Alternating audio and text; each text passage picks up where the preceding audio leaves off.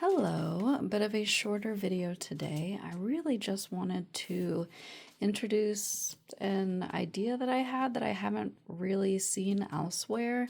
I'm sure I'm not the first to decide to do this. If you know of any other videos where someone has done this, be sure to let me know because I'd be curious to see what other people do as well. It's just not like the normal suggestion. So basically, I've been practicing tarot for a while and I'm getting to the point where I am interested in creating a bit of a grimoire. Um, maybe for things like little rituals or spells, recipes for, just like herb mixes or teas. I really like drinking tea, um, oil mixtures, meditations, poems or quotes even. It doesn't have to be necessarily witchy, just things that I like. Tarot spreads, specifically ones that I use frequently, like over and over. I would just like to have a pretty page to turn to when I'm going to use those, instead of finding the scrap paper that I wrote them down on, or finding the tab in a reference book where I've saved it or something like that. But usually the suggestions are, there's kind of two ways I see people making them. I either kind of using a binder, so you're starting with blank pages, or you could print them out, of course, if you can get pretty templates that way, and that way you can rearrange the order of things. That's probably the method I would go, I suppose, if I needed to choose one of those. And then the other method I see a lot is just a blank notebook. Getting a blank notebook of some sort. And that way, all the decorative aspects of it are usually on the outside of it. The pages are blank. You can choose the paper type or quality that you want, but any add-ins you would need to glue in either junk journal style or do your own doodles or your own art or something like that. I don't know. I don't really want to do, I've not felt myself really drawn to doing either of those methods. I just never seem to get around to it. Um, but I do a lot of, I like to go to thrift stores, estate sales, used bookstores, and usually I stick to the areas with the books that I would actually, read like fiction or something, just books. But I've started going into like the poetry sections, which I do like poetry. I just don't find myself sitting down to read it all that often. Or like the art book coffee table area. Um, and I guess that's what I'm kind of encouraging people to do. Just look around to see if there's a book that's already out there that you could just add your grimoire information to, if that makes any sense. So yes, what we are going to talk about today is in some ways sacrilegious to books, I suppose. So if you don't like the idea of writing in a book that an author has put out there, you're not going to like this. So, turn away before you're scarred. But I don't have a problem with that. I've always written in books, whether I'm annotating fiction books that I'm reading, my tarot and other witchy reference books, I write in those all of the time. I put page markers in them, I underline things, I highlight, I write my own little notes in there. So I don't really have a problem with that. And speaking of that, I also have reference books that have things uh, like reference materials. So like lists of things, lists of correspondences, or, you know, tarot, like all of the tarot card meanings. I've got plenty of books that have those. So for that sort of purpose, I've just used one of those reference books. And if I have additional notes on a card, I just add them in. So I've not really been motivated to do that. Again, I'm not looking to make one that has extensive text on every single page. It's just for collecting certain things that I reference often, right? So this method I think is going to work really well for me. This one, I found this and another one by the author, but I think this one works best. I found at a used bookshop for a couple bucks. I think this one is actually still available. You can buy this. I don't think they're still printing it, but you can find it pretty easily online at like used bookstores or whatever. But you can see it's got like the rough paper edges. It's just a small book. It's not that large, but it's I mean, look, it's got this like cute textured paper, and a lot of blank space. So, here I could put a table of contents. And then there's just a ton of blank space. If I want to put a ritual, a tarot spread, anything, it's in here. And this is Gwen Frostick. She's a Michigan artist. I hope she never sees this. Or her estate if she's no longer around. I don't know. I apologize for writing in your book. It's very beautiful. This is how I intend to enjoy it. Even more than I already do, because honestly, this is just kind of gathering dust. I wouldn't pick it up all that often to read it. But if I'm putting my own personal things that I reference often, I'm going to see this art all the time. And so there's text in it, of course. And if it's something that you like or want to incorporate, you could keep that. Or you could just, use the junk journaling method, find another scrap of paper, glue it over, and then put whatever text or image that you want in there as well. But as you can see, like this one in particular has a ton of blank space. And this does happen with poetry books. So you're just looking for one that's a little more ornate than usual. And, one that you do like the text stuff so that you can keep the parts that you like. But look at this. There's so much space. There's so much space for activities. I can't resist. So, this one's got a lot more text on it. It might be one where I do use the junk journaling method and just kind of cover up all or part of it. But then, there's just this beautiful block printing. And I would love to have that incorporated. That way, even if I'm not motivated to be creative, which I am sometimes, but I'm not that artistically talented, I'd rather start off with something that has material kind of already ready for me to use and base my stuff off of, right? Oops, just made that bounce. But yeah, I just think it's so cute. I love the nature imagery. And there's just, I don't know, it might not have originally have been made for this purpose, but I think it would suit it perfectly. Like, why start with a blank notebook when you could start with one that has illustrations on the page? It's just,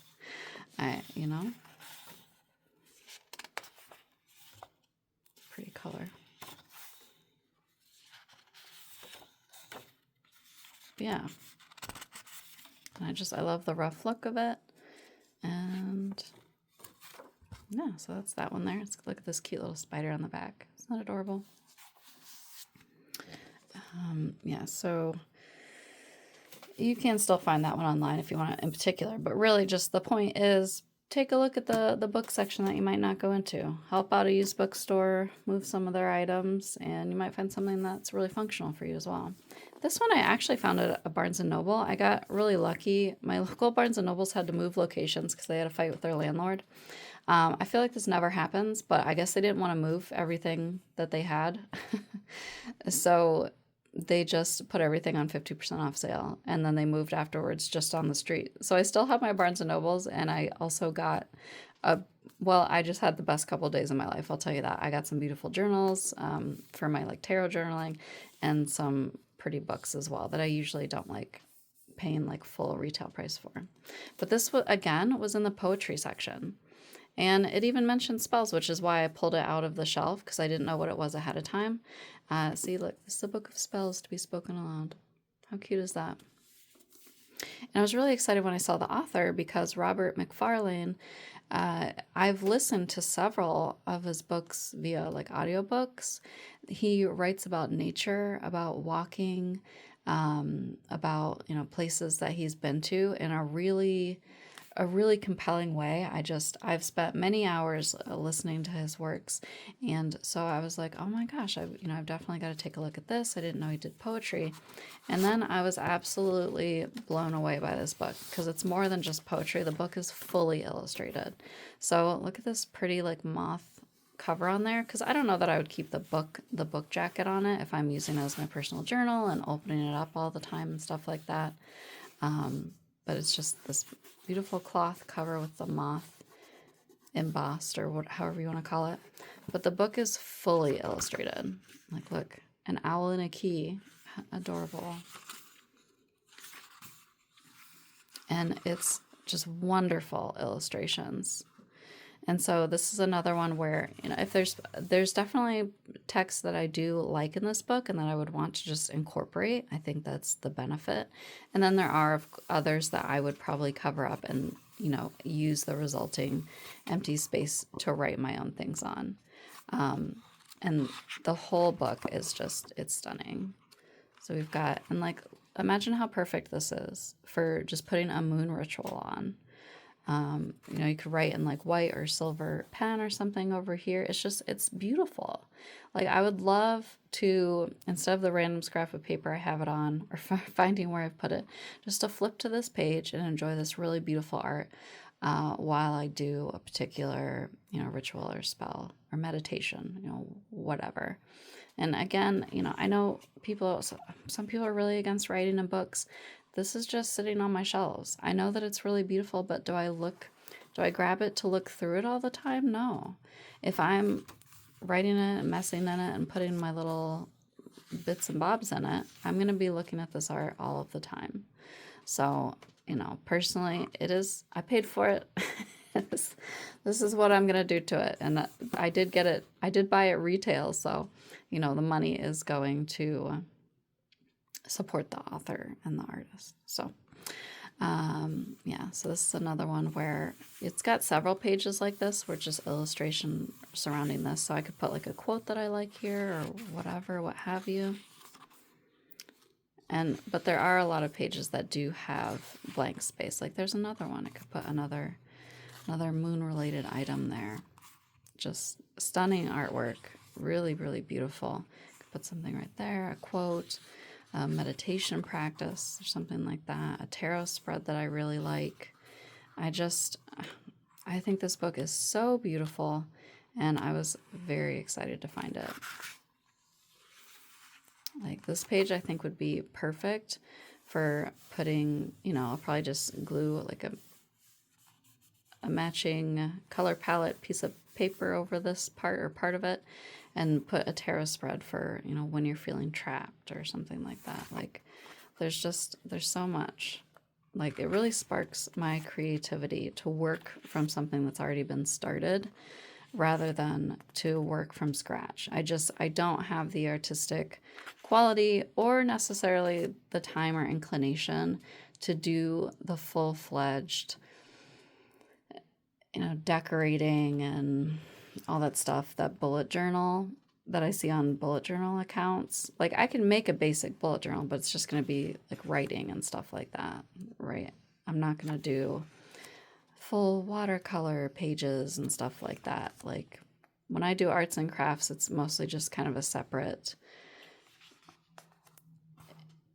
goofy little like kit, or a single page of something that doesn't really relate to anything else. I'm not great at doing a continuous overtime project is what I'm saying. So something like this is just a lot more fun. And I don't feel the need to go in order with this book. Like I said, I think there are pages that would be really great for certain things.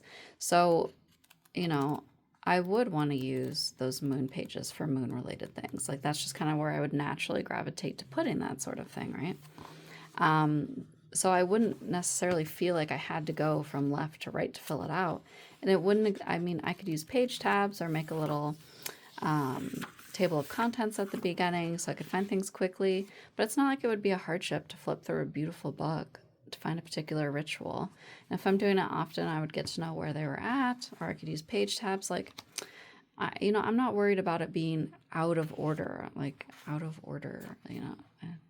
don't care about that. I just want a beautiful book with some of my notes in it. Look how pretty. So, yeah, that's what I intend on doing with this one. Again, this is, here's the title and author.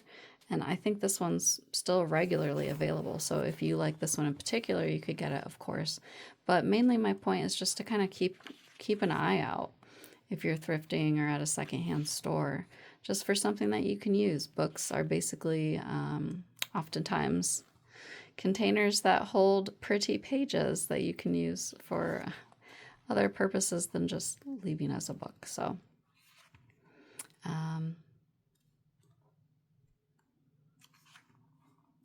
Another beautiful night scene. Like this book is just chock full of extremely beautiful backgrounds for a grimoire, in my opinion.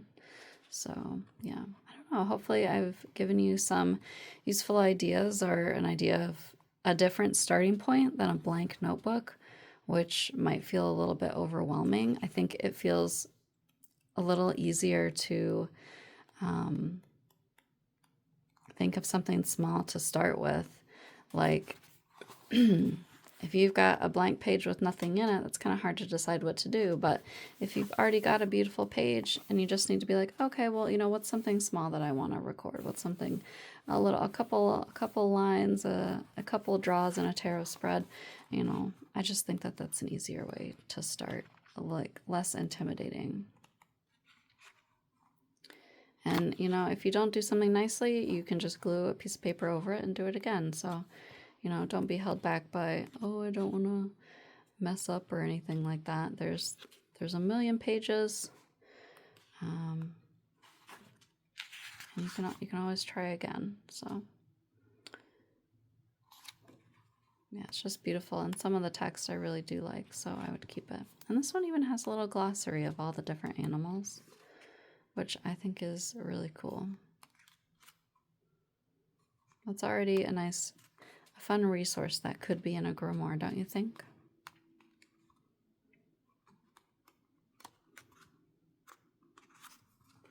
Another beautiful one. I really love the owl with the key. I think that's very witchy, don't you? Anyways, so those are just an idea to contemplate if you've got something you want to make and don't want to start with something blank. So I hope that helps someone out, and I hope you have a good day. Bye.